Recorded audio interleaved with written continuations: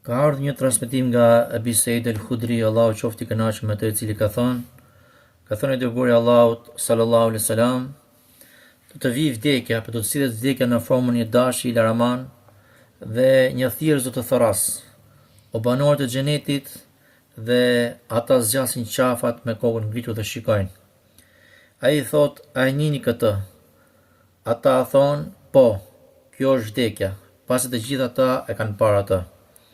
Pastaj i thërret o banorët e zjarrit, e ata zgjasin qafat me kokën e ngritur dhe shikojnë, dhe ai thot, a e njihni këtë? Ata thonë, po, kjo është vdekja, pasi të gjithë e kanë parë atë. Edhe ai dashi do të therret. Pastaj ai thirrës i thot, o banorët e xhenetit, do të jeni në të në përjetësi dhe pa vdekje. Edhe ju o banorët e zjarrit do të jeni në përjetësi dhe pa vdekje. Pastaj pejgamberi sallallahu alaihi wasallam lexoi ajetin kuranor dhe paralajmëroi ata për ditën e dëshpërimit, kur t'i jepet fund çështjes pra vdekjes, e ata sot janë në një shkujdesje. Thot pejgamberi sallallahu alaihi wasallam, ata banorët e dynjas janë në një shkujdesje, dhe mbyll ajetin deri ka thot pra dhe as nuk besojnë. Hadithin ka përmend Imam Buhariu dhe Imam Muslimi pra në librat e tyre të saktë.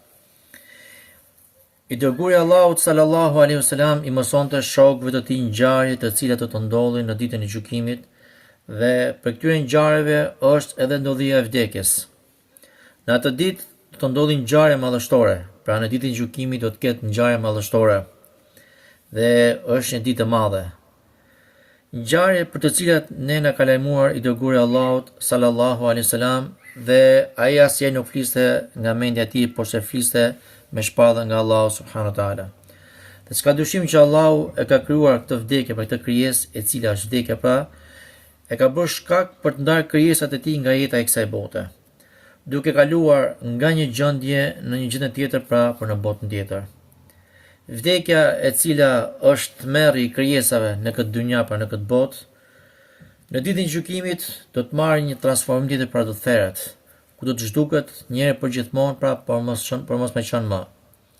Pra nga një krijesë që është jo fizike në këtë botë, që ne nuk e prekim, ndërsa në botën tjetër do të transformohet në një krijesë fizike. Pra Allahu subhanahu wa taala do t'i jap asaj një dimension tjetër, e cila do të vinë në formën e një dashi laraman.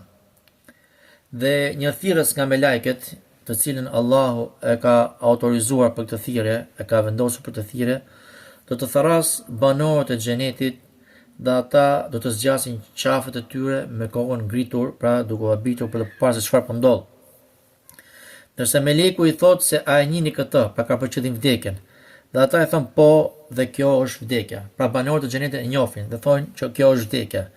Dhe se të gjithë e kanë parë atë, pra Allahu e ka mësuar që ta shohin atë. Pra të gjithë e kanë parë atë, pra të gjithë e njohin atë, të gjithë e kanë shijuar atë. Pra Allahu ja ka mësuar të gjithë krijesave që ta njohin pra vdekjen. Po ky thirrës, i cili thërret banorët e xhenetit, po ashtu do të kthehet dhe do të thrasë banorët e zjarrit, dhe do të njohë e njëjta pyetje dhe e njëjta përgjigje.